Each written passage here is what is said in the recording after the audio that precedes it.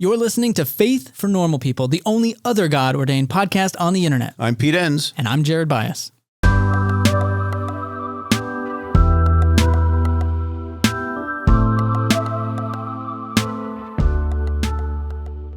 We've been working on our children's Bible for over a year, and it's a project we are extremely proud of. And guess what? The official release date for God's stories as told by God's children is March 25th, so mark your calendars. Informed by biblical scholarship, inclusive, and deeply respectful of children's imagination and intelligence, God's Stories as Told by God's Children is a storybook Bible you'll wish you had when you were a kid. It contains stories from over 50 contributors, and these biblical scholars, theologians, and practitioners represent diverse religious traditions, locations, and lived experiences, mirroring the many voices we find in the Bible. You'll find stories from the Hebrew Bible, Apocrypha, the New Testament, including age-appropriate information about the history and context, as well as conversation starters for each story. With no underlying theological or denominational agenda, God's Stories as Told by God's Children allows parents to introduce children to their own beliefs and traditions in conversation with the stories found inside. It goes on sale March 25th, 2025, but in the meantime, you can get a free story download today at thebiblefornormalpeople.com/God's Stories. Today on Faith for Normal People, we're talking about the politics of evangelicalism with Sarah McCammon.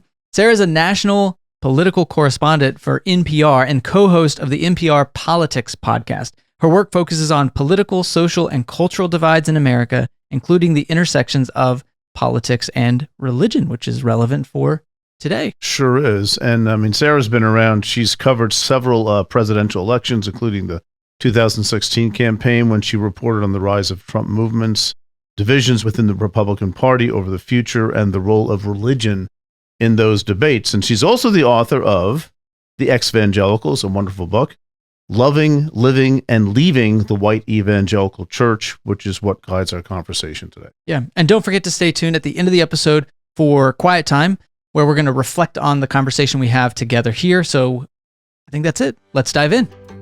It's not like evangelicals think that Trump is some devout Christian. I mean, they know that he's not. So they're not looking for him to be that. They're not. They're looking for him to be a champion for their agenda and their beliefs and their values, to sort of feel seen, to feel like the culture that maybe once existed that they saw as more in line with the ideal will be preserved and maybe be restored.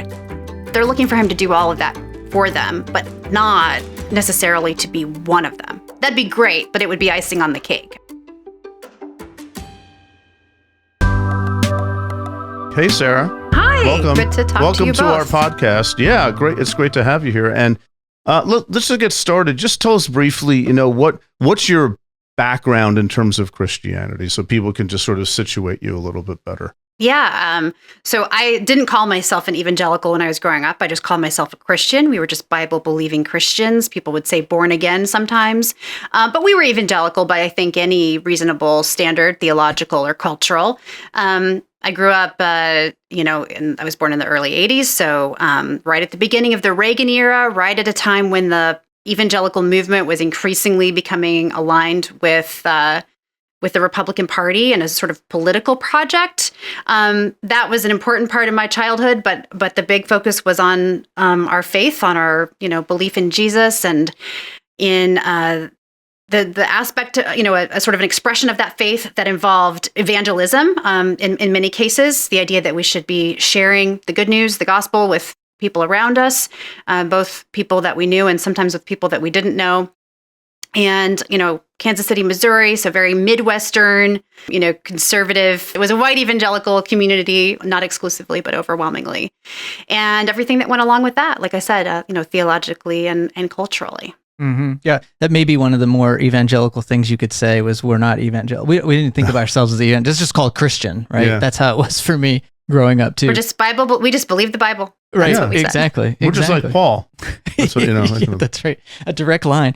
I'm curious, within that upbringing, what parts of that do you think continued to shape and influence you throughout even as maybe your faith has shifted, what are things that have continued to shape you, both kind of the good and the maybe not so good?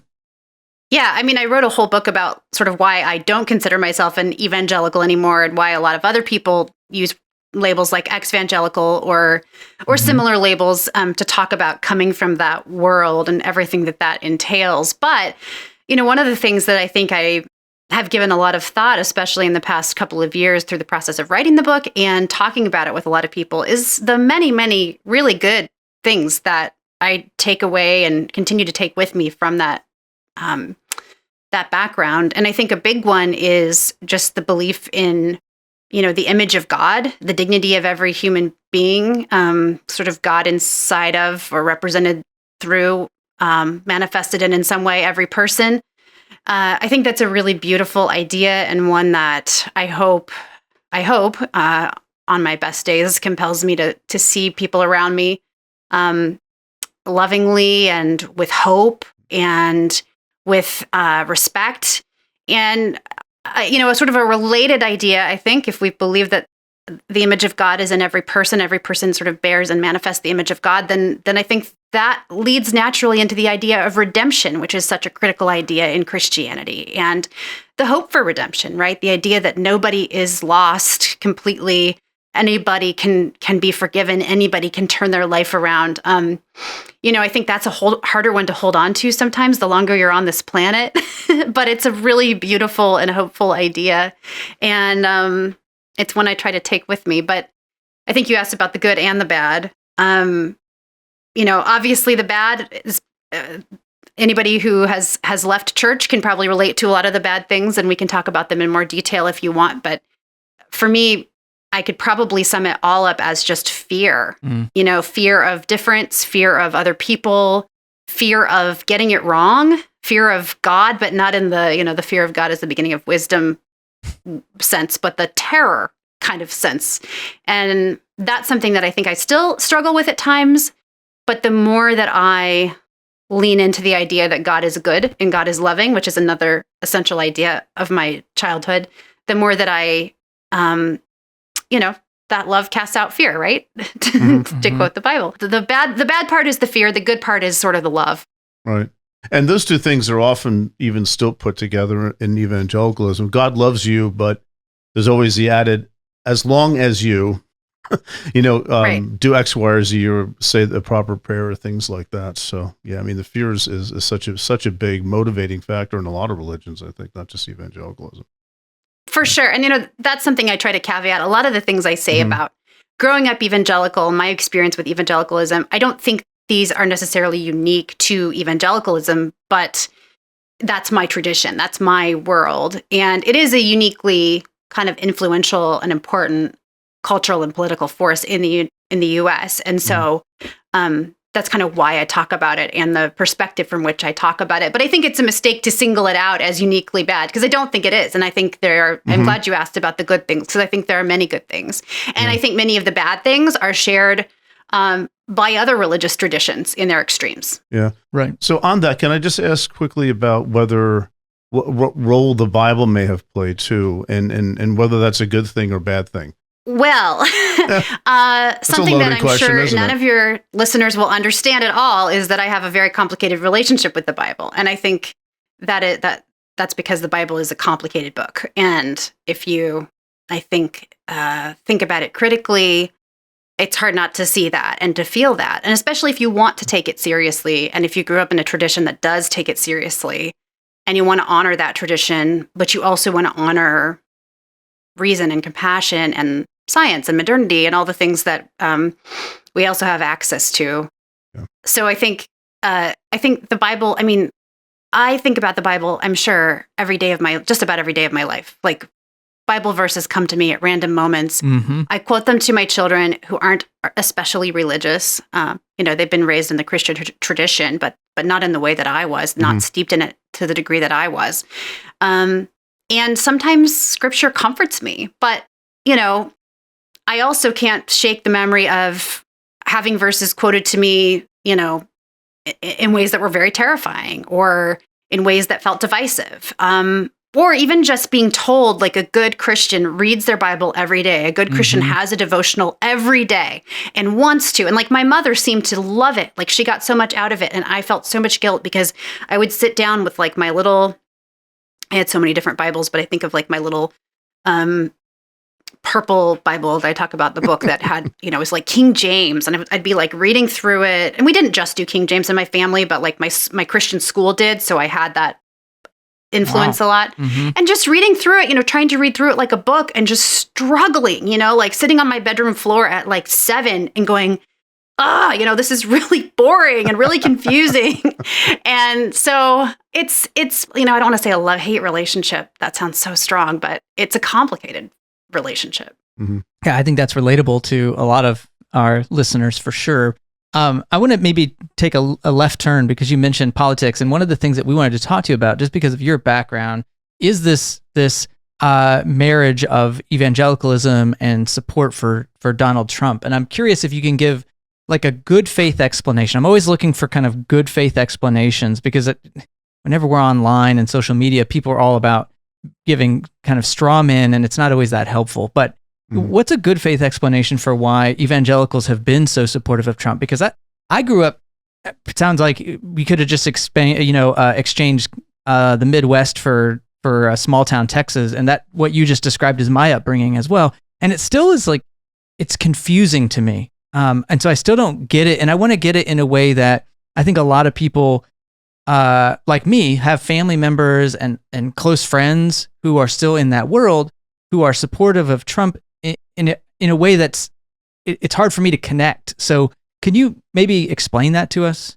Yeah, I mean, I don't want to give myself too much credit, but I like to think, I'm a journalist first and foremost. And so I try to just describe things like factually as much as I can. And of course, we all filter things through our experiences. And so, I hope that everything, I try to make everything in good faith in the sense that it's as attached to the truth as I know how to make it. But I really think and I think the answer lies in some of the things that I remember from my childhood, and probably a lot of people who have people close to them or who grew up in the evangelical world may remember as well, which is this really complicated sense that, as strange as it might sound to an outsider or to somebody who looks at data or looks at the cultural influence of evangelicals, there was this sense that we were kind of this embattled minority, this like persecuted minority, and some of that comes from the Bible, from the way that Jesus talked about being a Christian, obviously speaking to a very different context when he talked about that.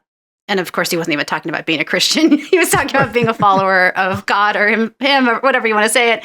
But what we take to be Jesus's words about following God and Christianity. So people kind of then take those and apply them to our context, which is a fraught and questionable thing to do in the first place. It may be appropriate at times, but it may not. And then this idea that, we were sort of, everyone was looking down on us. Everyone was, the country and the culture was moving in a bad direction. I heard those things all the time. And I think Trump echoed a lot of those things, right? The idea that like, Christianity is under siege, make America great again. Some people thought that was just purely about racism and going back to a white America. And I can see why people saw that. But I think in the minds of a lot of evangelicals white evangelicals didn't have the same, racial history, had not suffered that oppression. Maybe we're willfully blind to it. Maybe we're just had a different experience. However you want to explain that. They looked and they said there was a time when we lived, the country was more traditional, marriage between a man and a woman. The fathers sort of were in charge of the family. Everybody was happy. And I mean, this is the vision of the ideal family that I grew up with. It's not, I'm not saying it's a good one or the right one or advocating it in any way, but I think this is sort of like the vision of how, in the minds of a lot of evangelicals, of how God wants people to live. Mother, father, children, this is like God's formula for happiness or something like that. And so you see the culture becoming more progressive, more open to women having rights, working outside the home, obviously legalized abortion, same-sex marriage. All of these things sort of violate the conservative Christian idea of how things should be. But I think they're for a more progressive person, there are things that a lot of people would look at in the culture and agree that there are problems, right? I mean, there's this huge epidemic of loneliness and isolation. Our country is struggling with drug addiction, and I think evangelicals have sort of mapped those problems onto their vision of what's wrong with the country. Like there's a correlation that's sort of portrayed as a causation. And I think Trump sort of harnessed all of that fear and all of that angst about how the culture's changed, where the country's going. We live in a country, again, where there's just massive economic inequality. And it's easy for people, I think it's easier for people of a lot of different backgrounds and persuasions to look around and say, like, something's off, something's wrong, things aren't going so well. Evangelicals look at that and they feel that feeling and they say, it's because we've strayed from God's way. Mm-hmm. So when Trump taps into that rhetoric of restoring the country, bringing things back, people hear that way and they resonate with it in a certain way. Trump also, I think he promised to do a lot of things that conservative Christians wanted. Obviously, overturning Roe v. Wade would be the sort of the paradigmatic example. But what a lot of conservative voters tell me is that they feel like Trump and the Republican Party speak to religion and respect religion in a way that they don't feel seen and respected by Democrats. And we could go into why that is, but that is the feeling, that is the perception. And so it really is about like sort of two different pictures of what America should be, is going to be, is about. And Trump's painted a picture for many evangelicals that resonates with their own. Mm-hmm. And he's delivered on a lot of those promises, right? I mean, the first time he was president, he appointed 3 conservative Supreme Court justices. That led to the overturning of Roe and a lot of other changes that, may still come to pass. Something you said too came to mind around when there's these problems in our culture, there's problems in our society, and you mentioned turning away from God is that problem. I think there's also this, at least for me growing up, the idea that sort of getting saved or becoming a Christian is the solution to all of your problems. And so that is tied to, well, if everyone would just become a Christian, all of our problems would be solved. And we have this sort of liberal progressive agenda that's getting people to not be Christians, which is against what the solution is to all of our problems, like holiness, loneliness, homelessness, drug addiction, all of that in my tradition would have been like, well, yeah, if you get saved, Jesus kind of takes care of all that for you. Right. And that's maybe another reason I think that this sells is I feel like Trump does a good job of selling simple solutions to very complicated problems. And sort of, for me, I would have been prepped for that kind of way of thinking. I think that's really true. Yeah. And I mean, I'll hear things for years now when I've gone to many Trump rallies, not so many this past campaign cycle, but many, many Trump rallies in 2016. And, you hear things like, we have problems in our country because we took prayer out of schools. We took God out of our country. We took God out of the education system.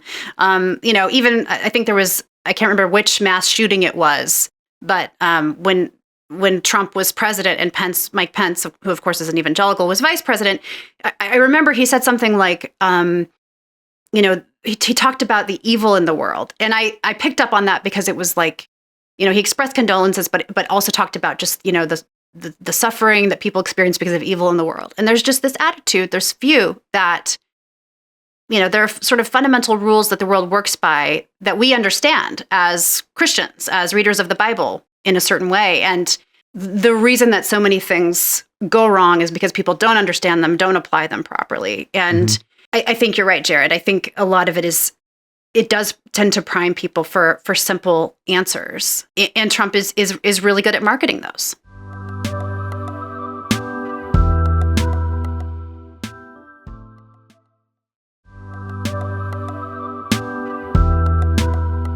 And, I think just backing up for a second, another factor, the elephant in the room is America is a Christian nation by rights, almost by divine rights. And it's important for us to get back to that. And like you were saying, Jared, that solves all our problems. If we can just get back to those, quote, Christian roots, which I don't even know what they are, but that would solve the problems. And I think they see in Trump, as you're saying, Sarah, a person who can bring that about, who can bring back those glory days. And I guess the jury's out whether that's going to happen or not. Yeah, and I think one of the most interesting sort of data points about that is I get asked this question a lot. Why do evangelicals support Trump? He's so ungodly, whatever. And it's not like evangelicals think that Trump is some devout Christian. Mm-hmm. I mean, Right. They know that he's not. I mean, was it Franklin Graham or Tony Perkins or somebody? I can't remember which evangelical leader. And I think a few of them have said something to the effect of, we don't need a pastor, we need a president. Mm-hmm. And you hear things like that on the lips of rank and file voters as well.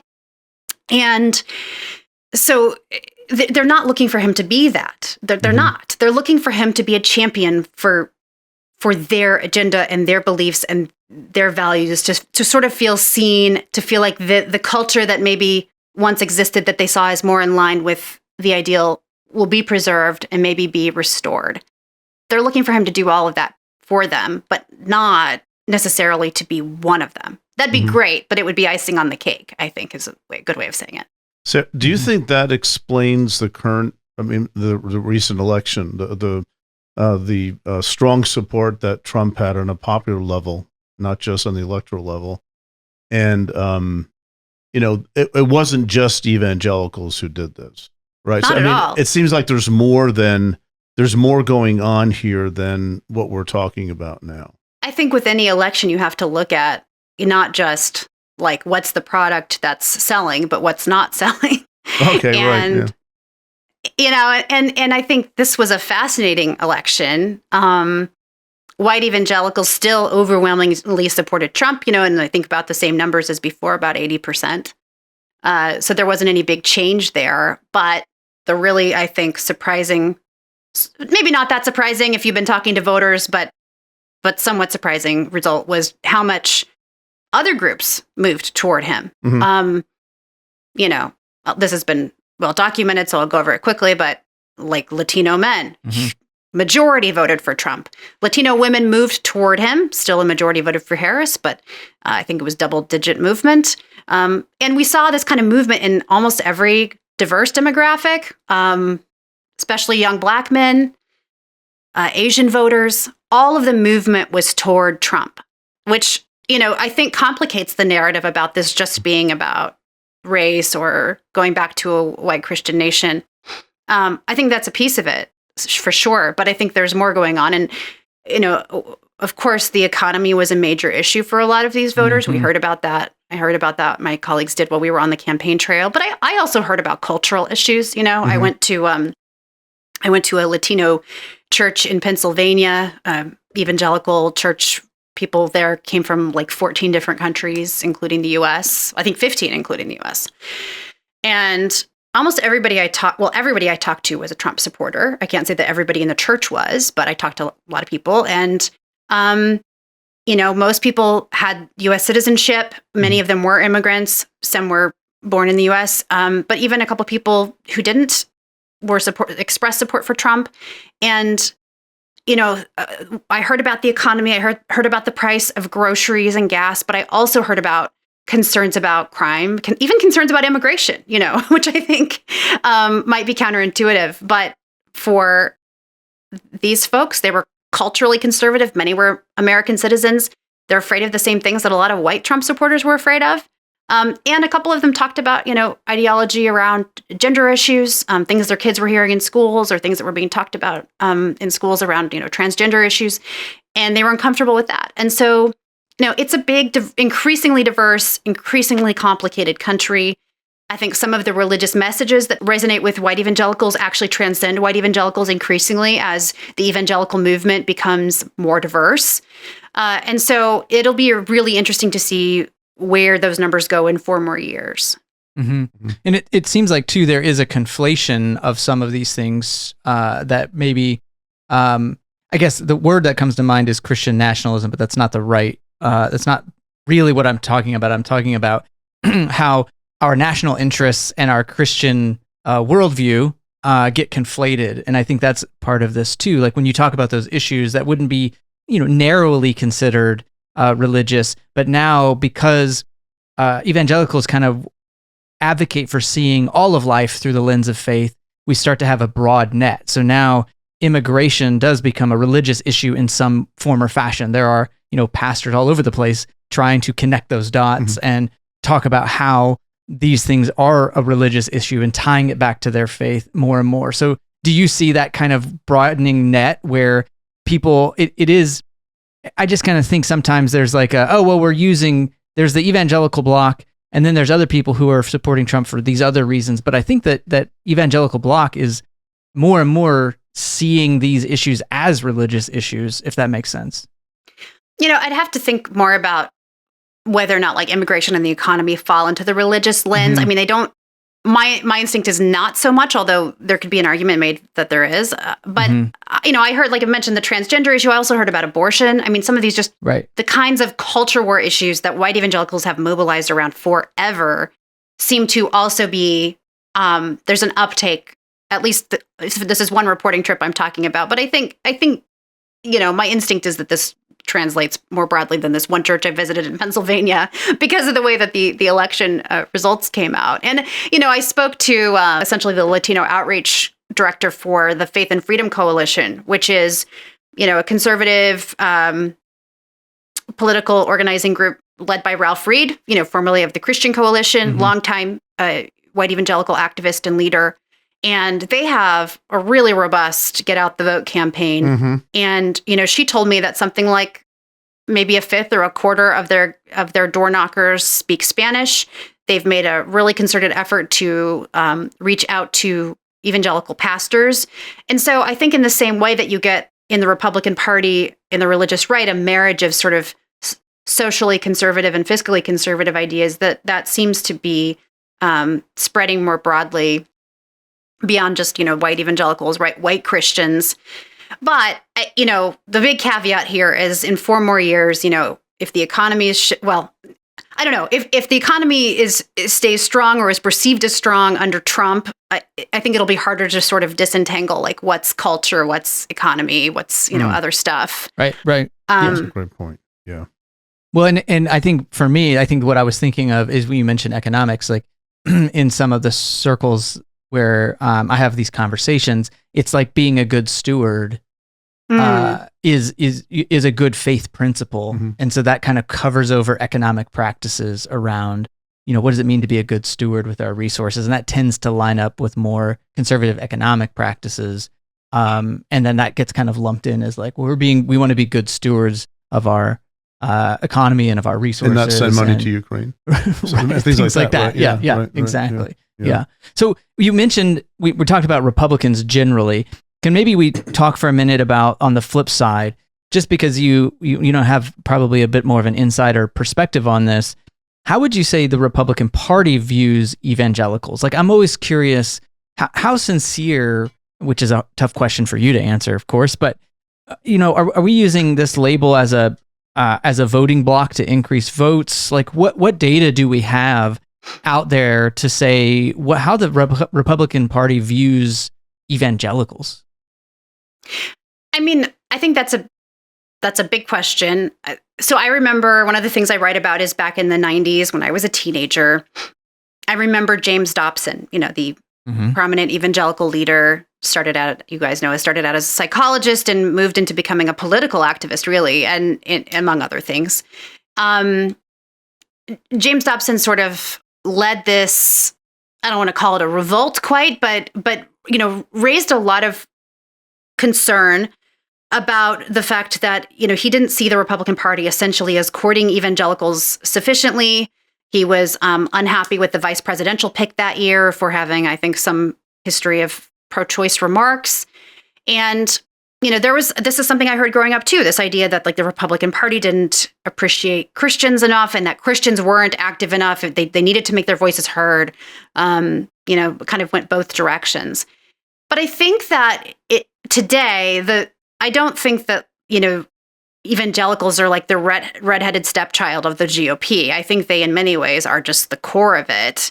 I was looking at some data in preparation for this conversation from the General Social Survey and a piece by Ryan Burge, who does a lot of data analysis about evangelicalism. He's a researcher. And, the percentage of Republicans who were evangelicals back in the 70s was, I can't remember the exact number, but it was pretty relatively small. And it's just grown and grown and grown since then. And so, evangelicals, like 80% of evangelicals vote for Trump, right? But also like the Republican Party is increasingly dominated by evangelicals who make up, yes, they're a voting bloc, but I think that they're a voting bloc because they turn out regularly, because they vote in lockstep, because they're reliable, and because they're organized. I mean, a minute ago I mentioned like the Faith and Freedom Coalition, which has this massive get out the vote effort that is bigger each election cycle.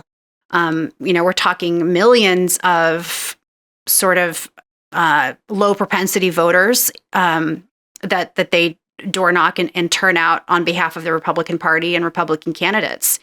And so the evangelical movement is intertwined with the GOP today and is really critical to it. And, it's been noted that Trump rallies increasingly feel sometimes like religious services or revivals. They open with prayer very often, and they include sometimes religious songs and religious imagery.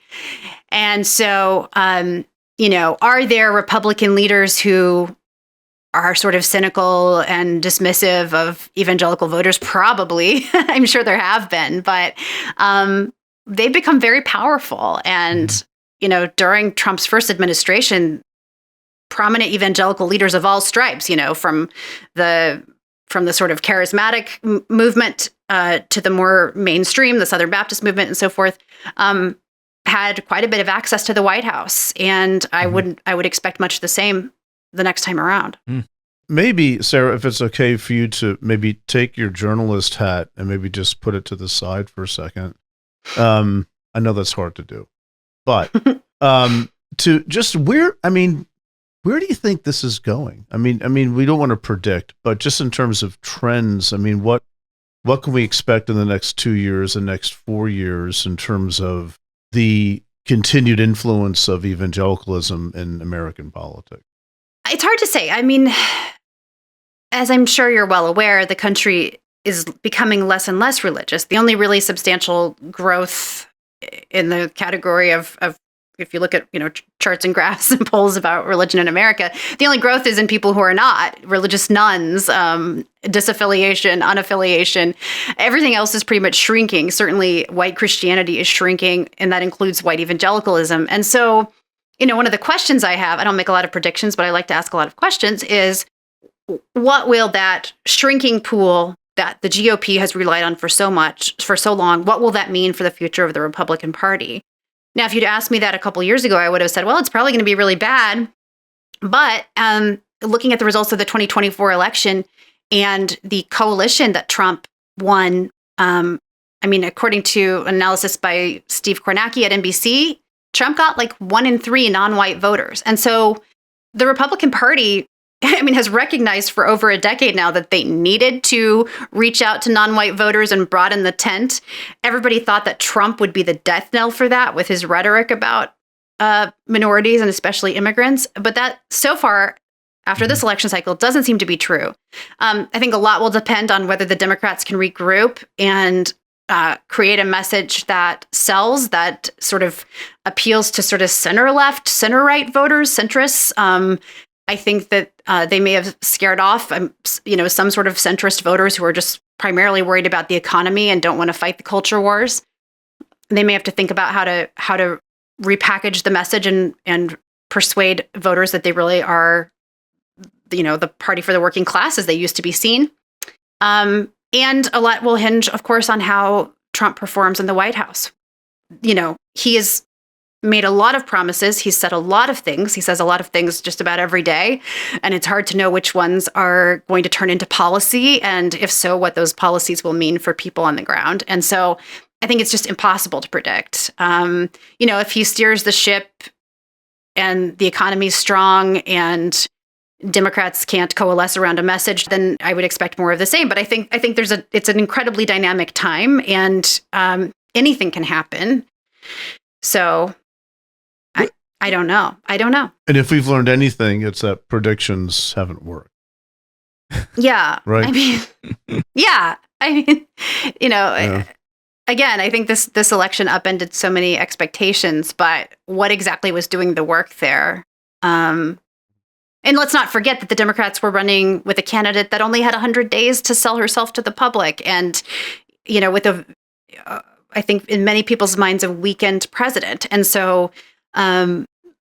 that's obviously an important factor as well. Now, I mean, that's not really answering your question about what do white evangelicals do going forward. I don't see white evangelicals in any substantial way becoming less Republican anytime soon. I think that if Trump was going to scare them away, he would have done it by now. But, increasingly, I think a lot of people argue that who pay attention to this kind of stuff, that evangelical is just increasingly a political sociological label. And so, people who may hold some or all evangelical beliefs, but don't see themselves as aligned with MAGA are less and less likely to call themselves an evangelical. They may just call themselves a Christian, like I did as a kid.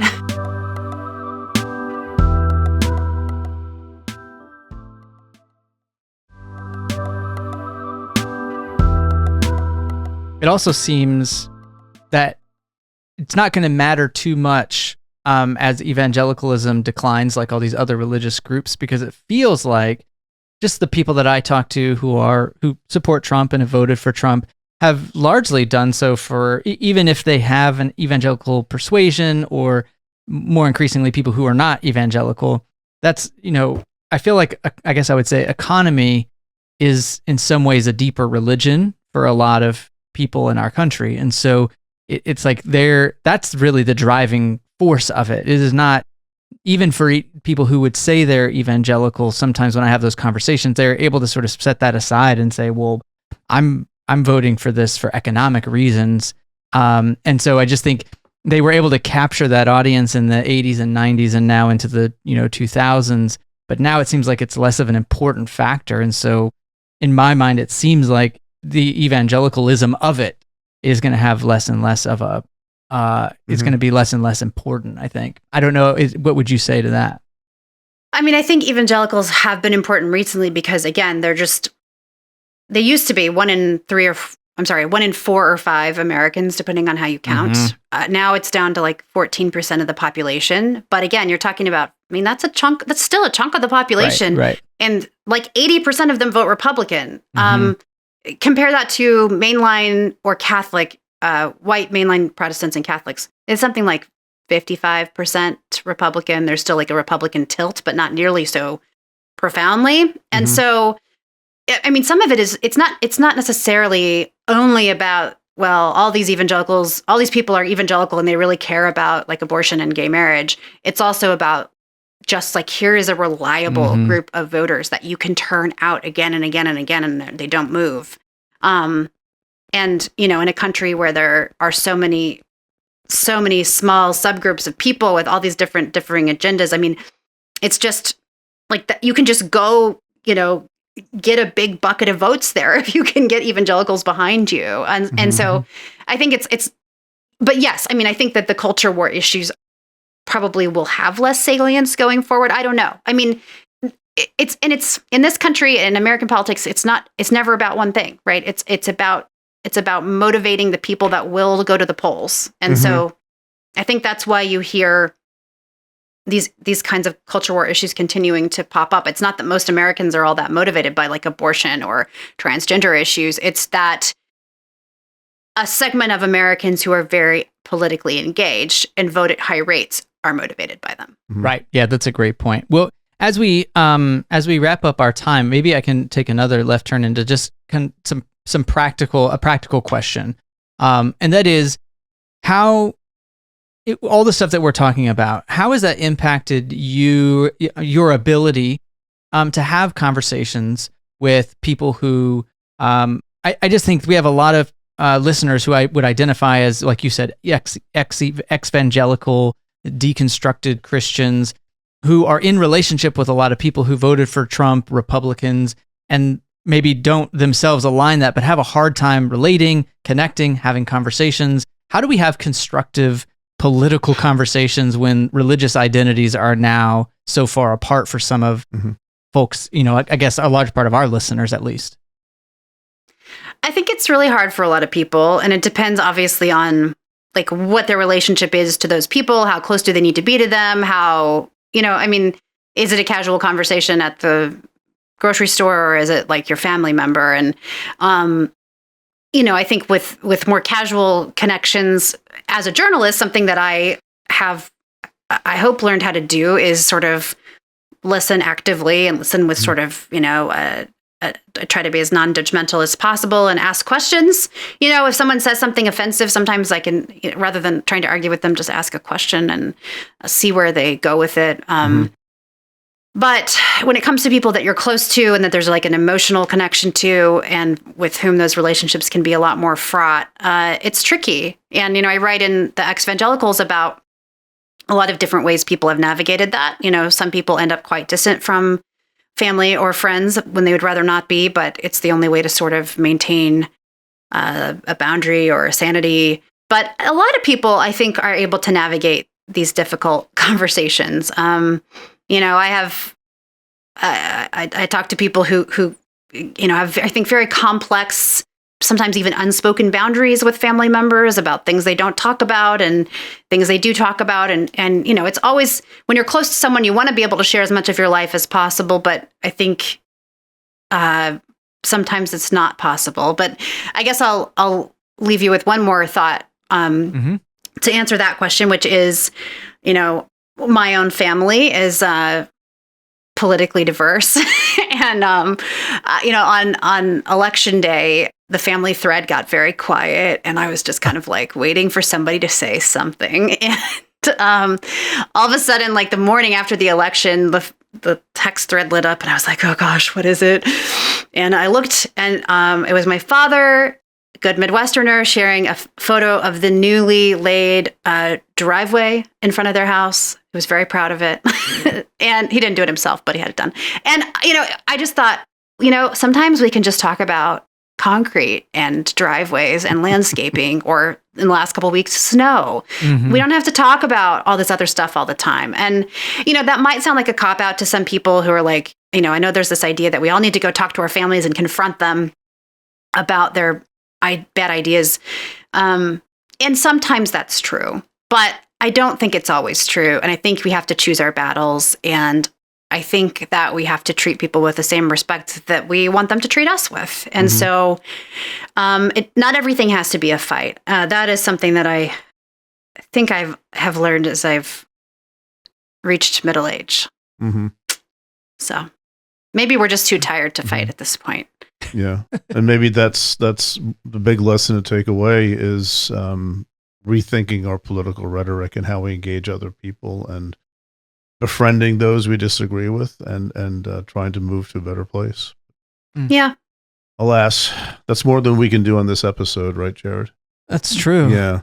Well, Sarah, listen, thank you so much for being with us. We had a great time talking with you, and for taking the time to be with us. You're a busy person, so we really appreciate it. Yeah, my pleasure. It's good to talk to you too. And now for Quiet Time with Pete and Jared. Sarah said a lot. There's a lot going on politically, but what... Are you saying she talked too much? Or? No, she didn't talk nearly enough. That's what I... But so, what's something that maybe you're taking away from this conversation today, Jared? Yeah, I mean, both of us, when we were reflecting on the conversation, talked about this fear factor, that a lot of the motivation for a lot of this comes from fear. And I think it's hard to identify. I think for me, I wouldn't have said that explicitly as a kid, because it's not that I was really feeling fear, but a lot of the rhetoric for why we should be motivated to do things was because if we don't, bad things might happen, or bad things are already happening, and we have to stop the bad consequences of those things. And so I just want to, for me, set that tone that when we talk about fear, it's not always like a cowardly hiding in the corner. Right, no. It's something a little bit more nuanced than that. But what did you think about that, the fear piece? Yeah, I mean, for me, I think that's huge. And you mentioned, you don't always recognize it as that, but it's a deeply motivating factor, I think, just in being human. And I remember, years ago, a therapist asking me, what are you afraid of? I said, nothing really. And he goes, okay, so let's talk about that. Okay, so first of all, you're lying to yourself. Or you're just not aware. Right. You're not aware of Exactly. how much you're afraid. And I feel this is not a novel point, but that that it has been used very effectively in recent years in political rhetoric, and probably not just recent years, but every political cycle. There's fear, and fear motivates people to vote. And I think many Christians have been that fear has been nurtured and exacerbated to the point where it's made a tremendous impact on American politics. But, so maybe just knowing what we're afraid of and being able to articulate it, and not just being sort of in reactive mode, but in responsive mode. Yeah. Well, and that I think that ties into another point that we wanted to talk about, which is the rhetoric we use to talk about these. Because I think, like you said, if we're being reactive, our language reflects that. Right. It reflects the reactivity, the polar. When you're afraid of something, then you're going to be angry at the people who are doing the thing that you're afraid of. Right. So if I'm afraid that this particular candidate or this party is going to take this country in this direction, then the people who are for that, I'm going to be either afraid of or more likely angry at.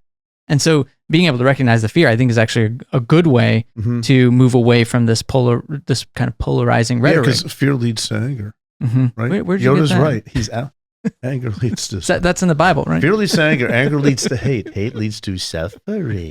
So, did I do that pretty well? That's pretty good. I think I did it pretty well. That's pretty good. So. But I mean, I want to maybe play a little bit of devil's advocate on this, because I think some people will say it's not necessarily non-polarizing rhetoric.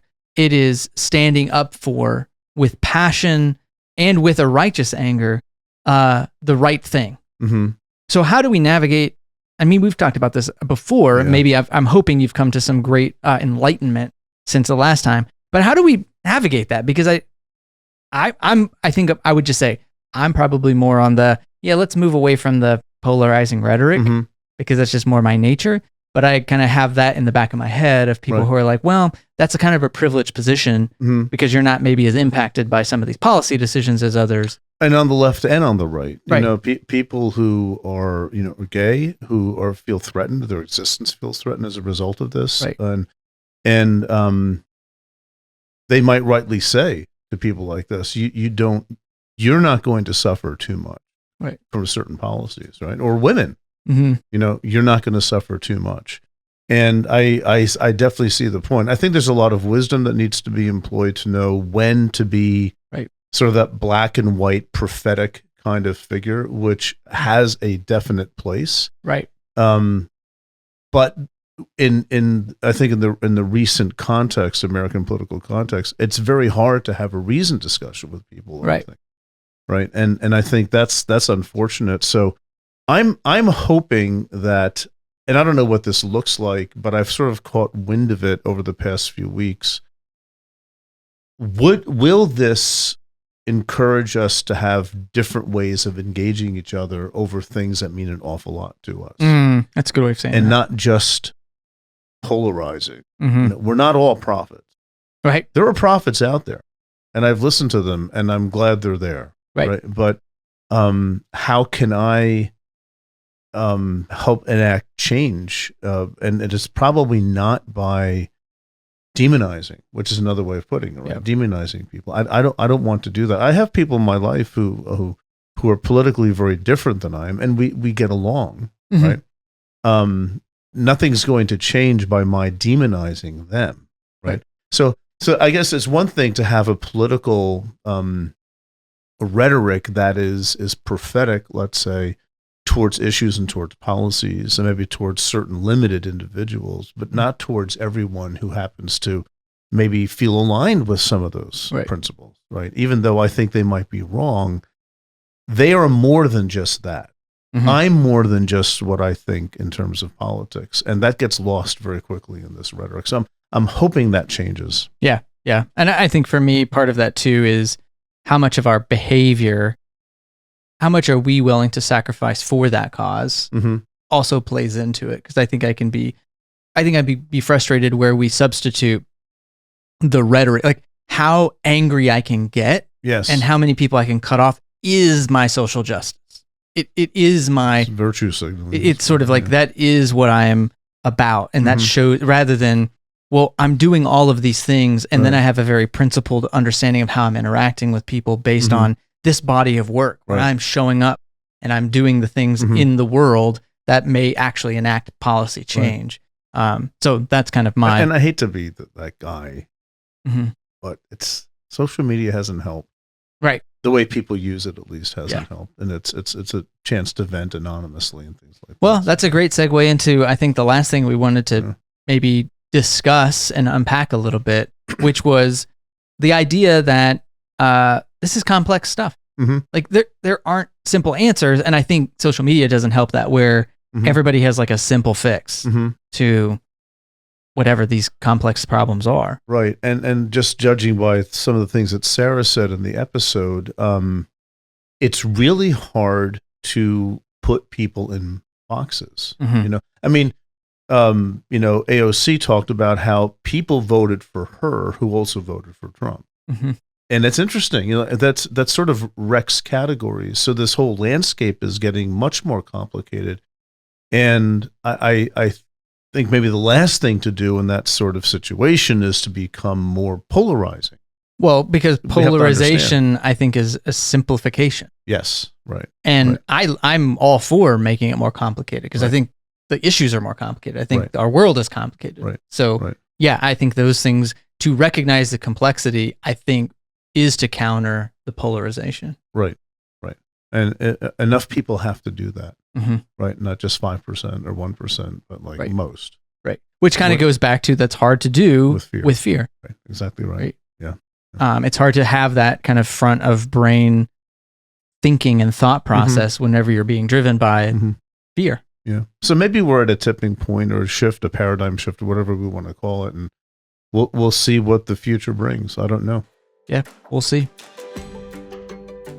Well, thanks to everyone who supports the show. If you want to support what we do, there are 3 ways you can do it. 1, if you just want to give a little money, go to thebiblefornormalpeople.com/give. And if you want to support us and want an all-access pass to our classes, ad-free live stream of the podcast, and a thoughtful community of people asking tough questions about the Bible and faith, you can become a member of our online community, the Society of Normal People, at thebiblefornormalpeople.com/join. And lastly, it goes a long way if you just wanted to rate the podcast, leave a review, and tell others about our show. In addition, you can let us know what you thought about the episode by emailing us at info@thebiblefornormalpeople.com. You've just made it through another episode of Faith for Normal People. Don't forget you can catch our other show, The Bible for Normal People, in the same feed wherever you get your podcasts. This episode was brought to you by the Bible for Normal People team: Brittany Hodge, Stephen Henning, Joel Limbowen, Savannah Locke, Melissa Yando, Tessa Stoltz, Danny Wong, Lauren O'Connell, and Naomi Gonzalez.